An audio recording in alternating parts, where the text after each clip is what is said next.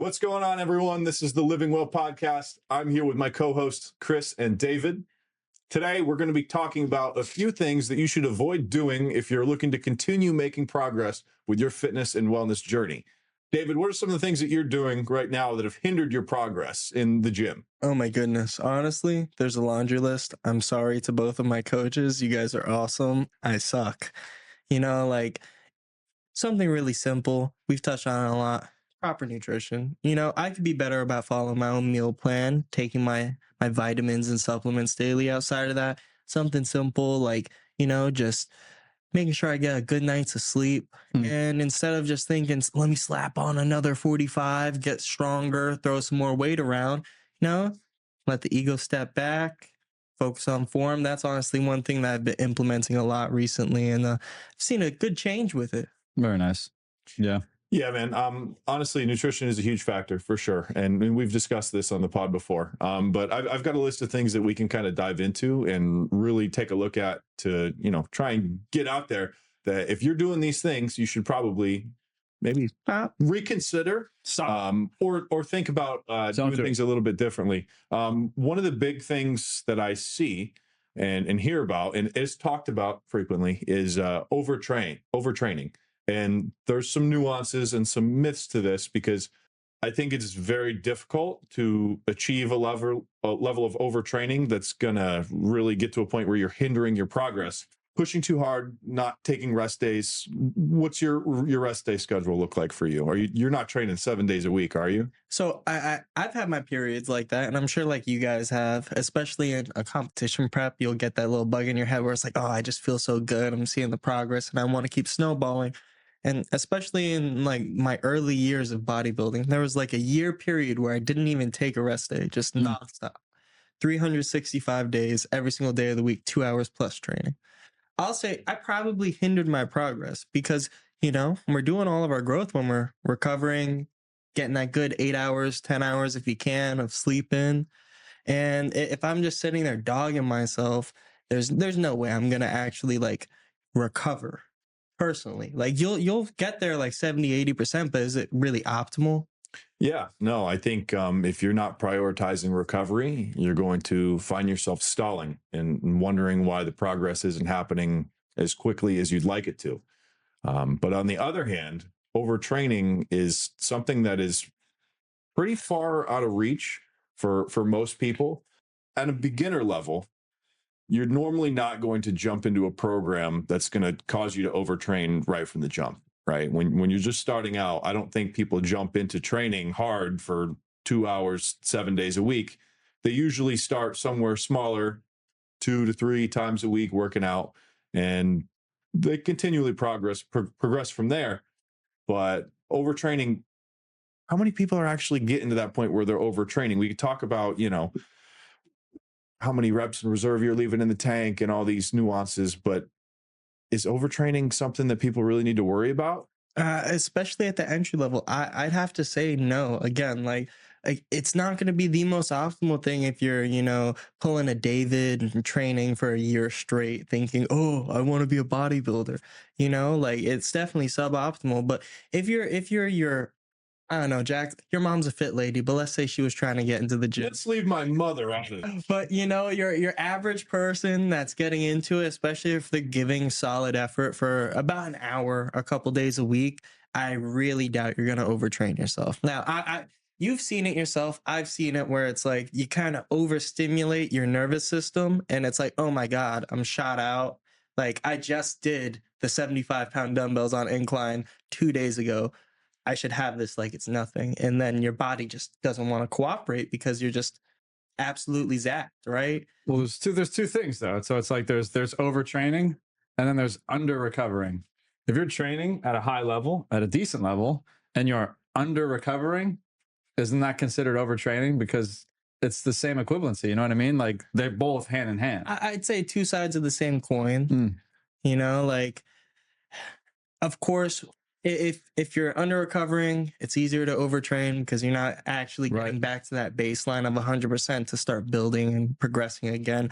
But if you're trying to overtrain, then, like I wouldn't necessarily say you're going to under recover. It's just, where are we kind of divvying up the the funds, so to speak, right? If I can only give like 100% effort throughout the day and I put 100% into my training, that's awesome. But if I'm dragging ass everywhere else, I kind of, just messed up. Now, if I put like 60, 70% into my training, went home, got those meals in and rested up good and put a good 30% of that effort into making sure my diet was on point, I'm going to see a lot more results. Yeah, I think specifically in the gym, people need to know when not to push it and when you're supposed to push it.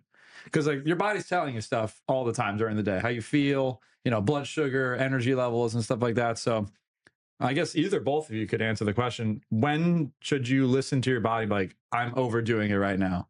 When is the fact that you're like, okay, I need to recover like right now?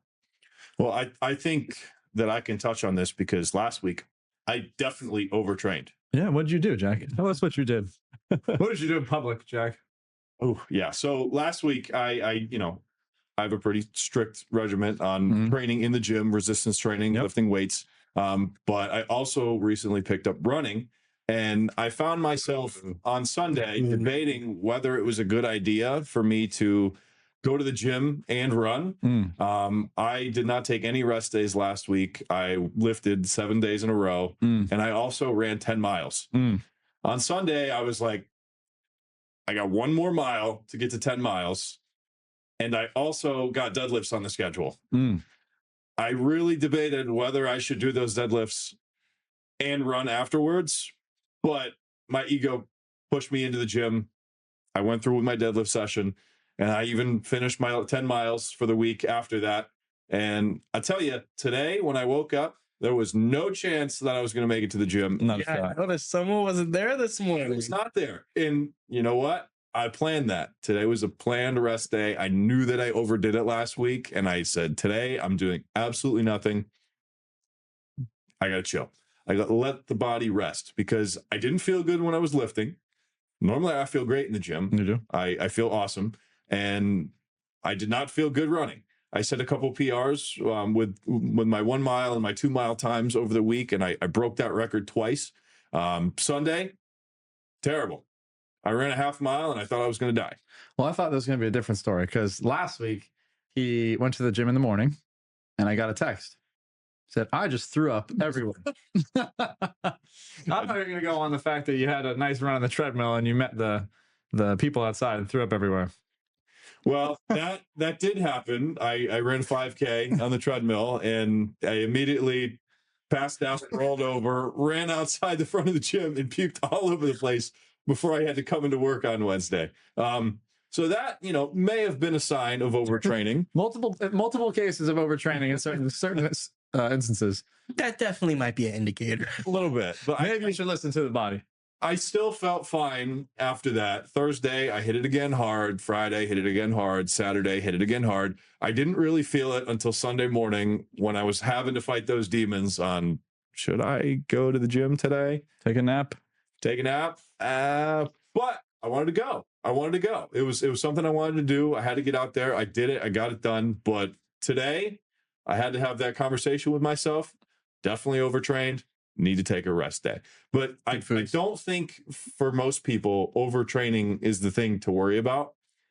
In a general sense, beginner level fitness people, you're likely not getting to the point where you're overtraining. Now, if you're training 7 days a week and running 10 plus miles a week, you're pushing it. You might be pushing it. Yeah.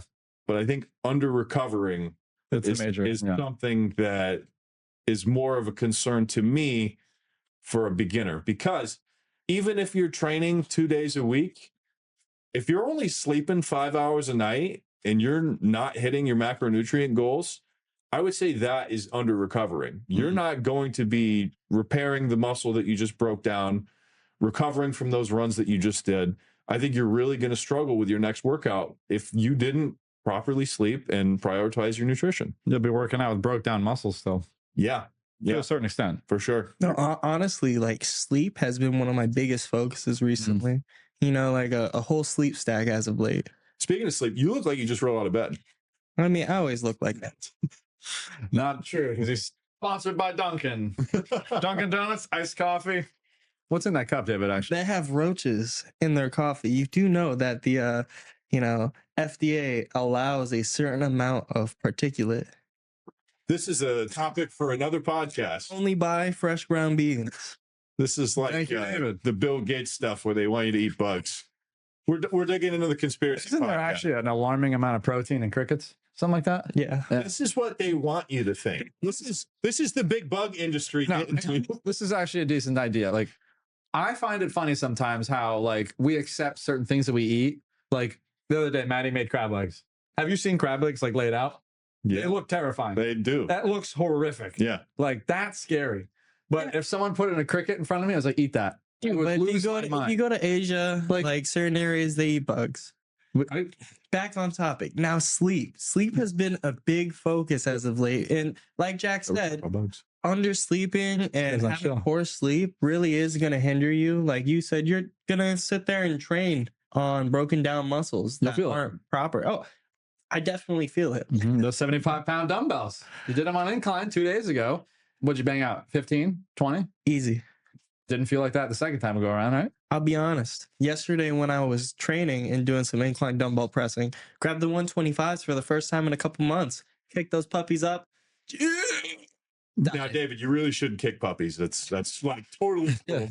Yeah, especially before a lift. But cool. But no, I can definitely tell, especially after doing a pretty nasty push day a couple days prior. It's like my chest wasn't fully recovered. Mhm. And honestly, up until that day, it's like, wow, I really should start prioritizing sleep and recovery. And, let me see what I can do. And since implementing some magnesium glycinate before bed, a little bit of melatonin, some L-theanine, excellent sleep stack, by the way.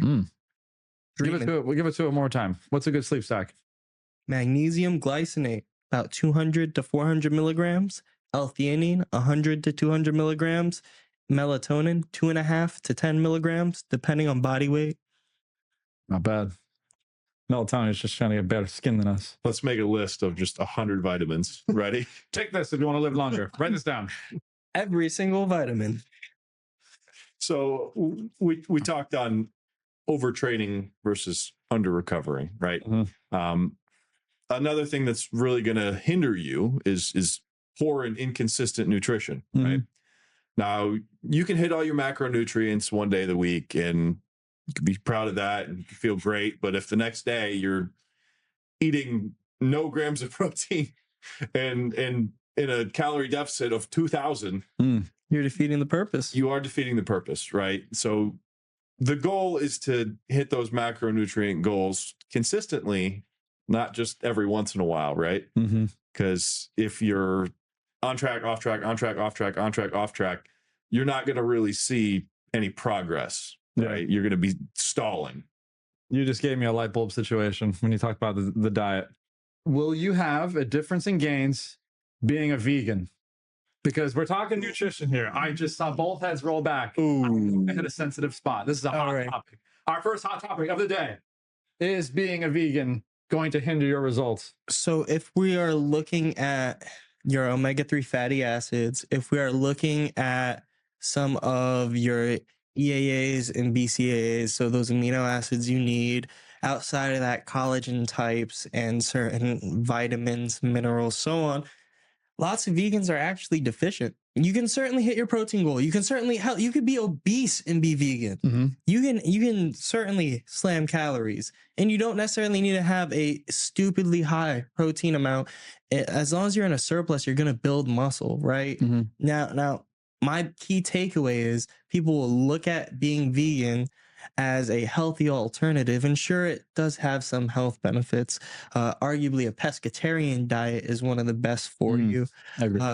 But I don't know, man. I don't know. When I see big holes in any type of meal plan where it's like I have to supplement with this, otherwise I get absolutely zero of it in my diet, you have issues. You got to work on it. Well, it's like you have main food groups, right? And for me, like my opinion, like I can't substitute tofu out for some steak. You know what I mean? Like Gross. I could never. Could you sit here and tell me Jack's gonna pound 8 ounces of tofu over 8 ounces of steak? Not I don't think in I this would speak to you again. lifetime. I would never No, speak to you. it's never going to happen. Again, I would do common it. sense kind of dictates if you Mhm. zoom in and you look at it. The steak is much more micronutrient and macronutrient dense than the tofu. Delicious. Gee. Oh my Yeah. goodness, yes. So I guess You can make tofu yummy. Like tofu can go in some stuff. I love it in my miso soup, but all right, so I need some straight answers. Will it hinder if I have a, more of a balanced diet with proper meats, chicken, steaks, fish, with, your vegetables and all the nice things you touched on? Or if I did a vegan look at it, is it actually going to prohibit my growth? Yes or no's? your growth will be slightly suboptimal in my opinion. But again, that's also based on someone's genetics, right? True. Because if you take someone with crazy muscle building genetics, for instance, a Ronnie Coleman, put him on a vegan diet, Ronnie Coleman would still be absolutely massive.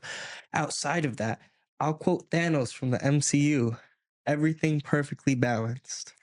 We touched on the whole vegan thing and elimination diets as a whole. The consensus, not experts, not doctors, not nutritionists either. Not the best. Not suboptimal. Suboptimal, I will say. At risk of offending someone in the comment section. We respect your cause. If you don't want to eat the best food, you don't have to. More from me. Yeah. Yeah. Honestly, please be a vegan.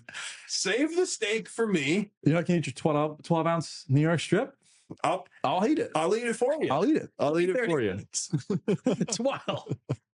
So I think another one of the points that I wanted to touch on, and this is a big one, and most of us have heard this term before if you've stepped into a gym or you've got people that have been trying to teach you to go to the gym. Neglecting progressive overload. David, you're going to have a ball with this one. Let's dive into progressive overload, what it is, why you should track it, and what's going to happen if you're not paying attention to progressive overload. Chris, what would you say as the most layman of the gym bros here? Yeah, the lame guy on the panel. Whoa. I didn't say lame. I said layman. What would you say is progressive overload in your own terms? In my own terms, what is progressive overload? Yeah. Making sure that you're not lifting the same weights. You want to make sure that you're progressively overloading your body with more weight as you go on, because that's how you're going to grow. And that includes food. That's including, all those other factors. But you want to make sure you're not just lifting the same weight, doing the same reps. Dive into the other factors, because you're right in one aspect of the whole lifting the same weight. What are those other factors that we could also track as progressive overload? More weight per rep?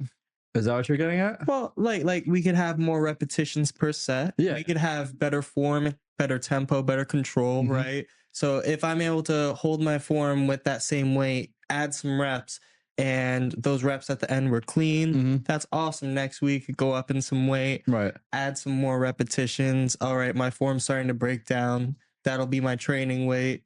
And then just sit there and we'll kind of hammer it home until it's, wow, now that I added that extra 45 to the movement, I'm able to hit everything with perfect form, control, etc. Right? Those are other metrics. So if I'm able to add another rep, another 2.5 pounds, if I'm able to control it, maybe have another second on the negative, all of those are different metrics for progressive overload, right?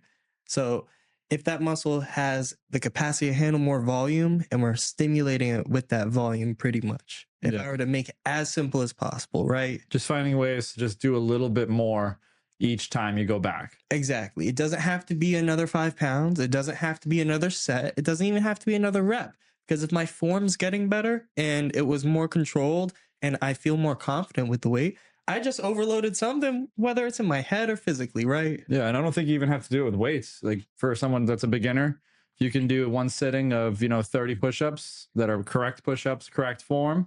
Next go around, 35, keeping the same form. The same mindset with Jack and Progressive Ryan, right? overload. It's not like day one, Jack was like, all right, 2 miles, let's kill it. He was probably like, let me try a half mile. All right, that felt good enough. Half mile. Go into that full mile. All right, full mile was achievable day one.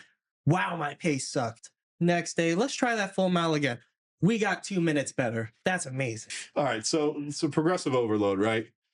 You need to change something, right? And not just change it, improve it, increase it, whether that be the amount of sets you're doing, the amount of reps you're doing, implementing better form, upping the intensity on a movement. I think that's something that you could touch on, David. Would you consider intensity a factor when you're thinking about progressive overload? Well, yeah, again, in that instance where it's like, hey, I just added weight, I'm now trying to, control it even more. That is kind of intense, right? All of those factors are intensity, right? An extra rep makes the set more intense. Me just holding the pause for an extra second in the contraction or the stretch of a movement makes it more intense.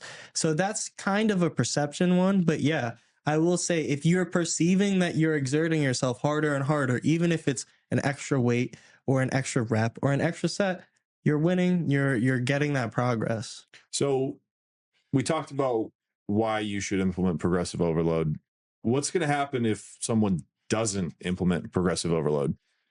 Give us a visual with a graph with your hand. All right. So I'll put it like this. Your guy that's implementing progressive overload will kind of have like your normal up down. You're not always going to climb the mountain. Your guy that isn't tracking anything, not caring about form, not trying to get better in any shape or way. He's just like, just going to the gym. That way it's a habit. We'll maybe get some bumps, but it's mainly just going to be like a nice plateau, little bump, plateau, maintaining, little bump, plateau. Yeah.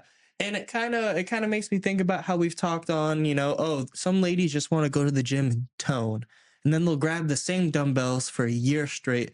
Why don't I look any different? Oh, you got to build something to tone something. Yeah. Well, I think you just almost said something. The body knows it's coming, right? So if you're using the same weights, doing the same reps, and you're following the same push-pull legs, you're in the same system, your body's not going to get sore because it knows it's coming. And as a counter, sure, we need to have some form of structure to follow. Like, for instance, a push-pull leg format is awesome. That's the split I've been running for well over a year. Push-pull legs as a core is probably my favorite. But, like, if we're just sitting there and we're swapping our program a bunch, you need to follow the same program for a while. That way you can actually track your progress and measure something.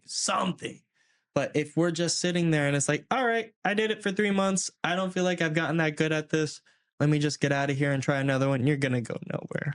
So essentially with progressive overload, your muscles need a new stimulus to grow, right? So whether you're a beginner and you're starting from nothing and then you begin training 2 days a week, there's a new stimulus. But if you're going to just stay training 2 days a week, doing the same weights, the same reps, the same sets, you will stall out. You will hit that plateau and you're not going to continue to see progress. Now, you could add in a third day of training. You could increase the weight that you're doing. You could add more sets in, a little bit more volume. Or you could add some intensifiers to some of the movements that you're doing, work on things with better form, yada, yada, whatever. Essentially, you got to give your body a novel stimulus to continue to grow. Stay on plan. And as long as we can just increase that dial of stimulation or intensity, whichever one you want to call it, we're happy. We're making that progress. We'll have a little bit of a curveball to throw here. We're talking about progressive overload. We're talking about, putting on muscle mass and, kind of climbing the scale, right? Can you guys tell me if it matters the numbers of reps we're doing? Because I think that's also a little bit of a gray area, because people will be like, I'm trying to get stronger. And then they're going and doing 20 reps of a specific weight. Or should we be doing less reps with heavier weight? In the specific frame that you structured it, I'd say for strength, yes. Something that's in the 8 to 5 or lower rep range will typically give you very optimal strength results. Lower than 5 will typically be even more optimal for purely strength, right? And in those contexts, for instance, Russell Orey, one of the top power lifters right now, he still does volume on the way down outside of his strength-based compound movements because you need to have the supporting musculature to get stronger with those. And, when you're getting strong, you have to add muscle to be able to move more weight, right? Mass moves mass. Yeah. So, it's going to get you there. You're not going to have a Chris Bumstead physique, but I wouldn't say that Chris Bumstead's going to be as strong as some of your top 2% power lifters, right? So it's definitely, if you add some more reps in that 8 to 12 range, we'll get some more volume, some more hypertrophy, still get some strength stimulus. But, the same way your long distance runner and your sprinter is going to train differently, right? Yeah, that's a great way to put it. That was a good way to put it. Thanks, David. Yeah. Thanks, David. Yeah. We could talk more about running. No. All right. I got to reel this in a little bit. We're getting a little bit on. Talk about fun. Anyways. Yeah. As the chief anti-fun commissioner, I'm gonna reel this podcast in. We're gonna dive back into our next topic, which is how bad form and ego lifting can kind of stall you out in the gym and also injure yourself at the same time. There is going to be so many people that are affected by this. Oh yeah. Like I would go ahead and say 90% of the gym of people that lift weights are ego lifting. Oh, Like honestly, giant number.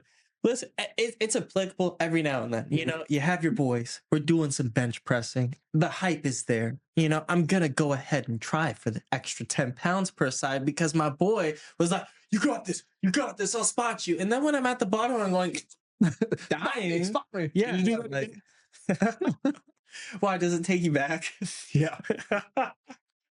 But yeah. And then when I'm dying, okay, I did it to myself, right? I got caught up in the hype. But you risked injury. Exactly. And you'll see people Risk all it, the time It's not. without that, circumstantial, everyone's hyping me up. It's that moment to try to lift heavy, cool. You see people all the time just, all right, I think I can do the full stack for tricep push downs, and they have to throw their whole body into it. You know, they're doing the worm. Yeah, that ain't cool. A little bit of body English is okay, right? But as soon as it's becoming, you know, just slop and, all right, my tricep extension is now using my shoulders, back, chest, abdomen, every muscle in my fucking body. If you're doing arms and you wake up the next morning with your back sore, there's something wrong, right? Exactly. And you'll see it for squats and deadlifts, right? We've seen the cat back deadlift. We've seen the squats where it's like, oh my goodness, that was more of a good morning than a squat. How is your spine still good? Yeah, that's tough. Like our biggest thing should always be your basics, right? It always goes back to the basics of a pause in the stretch, pause in the contraction, control your eccentric so that way back into the stretch, that deep portion of the movement, and do as explosive of a contraction as you can. So general consensus, your ego is not your amigo. Leave it at the door when you're going into the gym, right? I think we've all made this mistake of going into the gym, putting way too much weight on, doing it with really crappy form and not seeing the benefits. And if that's something that you're consistently doing, you're going to stall. You're not going to see the progress that you want to see in the gym. So Stop it. quit ego lifting Right now. Stop. Another topic that, you know, we can think about, and there's a few more things, but we're running short on time.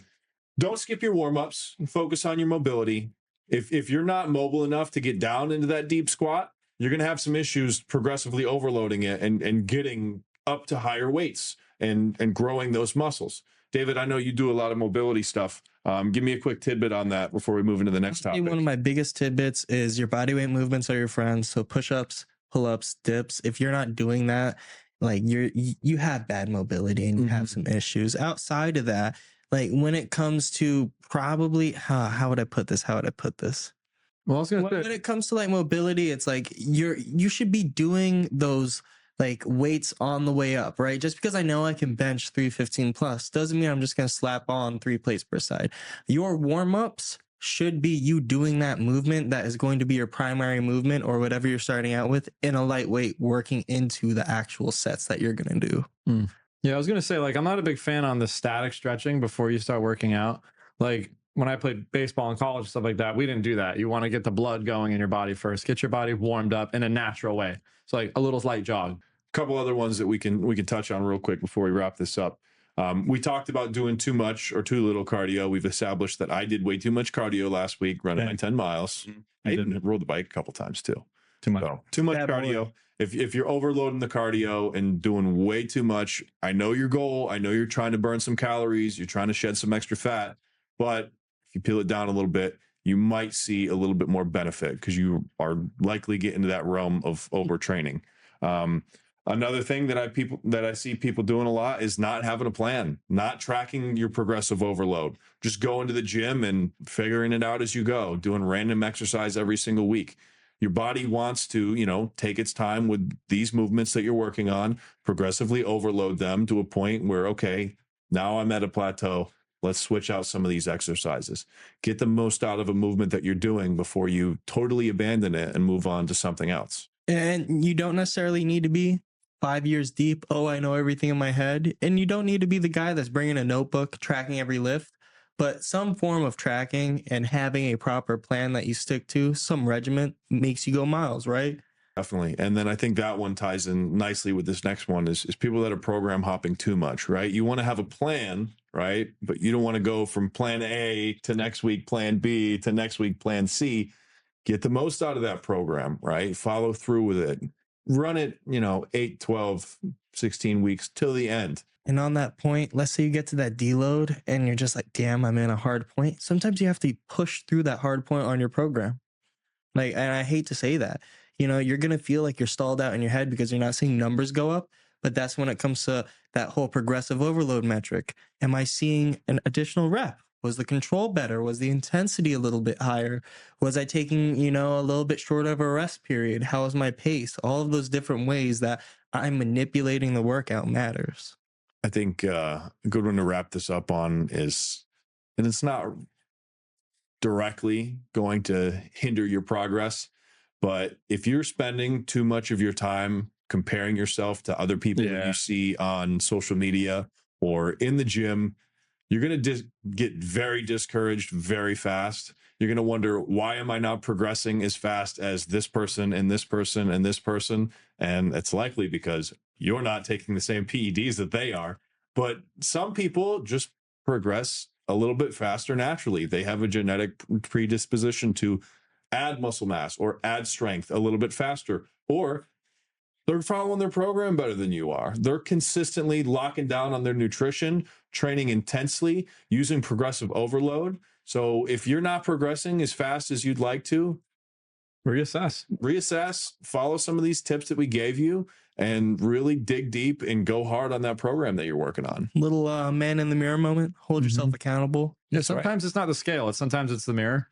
It's not the number, but it's just the way it looks sometimes. So if you're doing something like you said and you're not seeing results, change something. Definitely. It needs to change. Hold that mirror up to yourself. Check out what you're doing. Is this the best that I can do? Mm-hmm. Go from there. But I think that's it. We've dropped some good points on, some things not to do if you're really looking to progress in the gym. Chris, David, thanks, guys. Excellent time, gentlemen. Definitely. Put those away. Yeah. Good Lord. See you later, guys.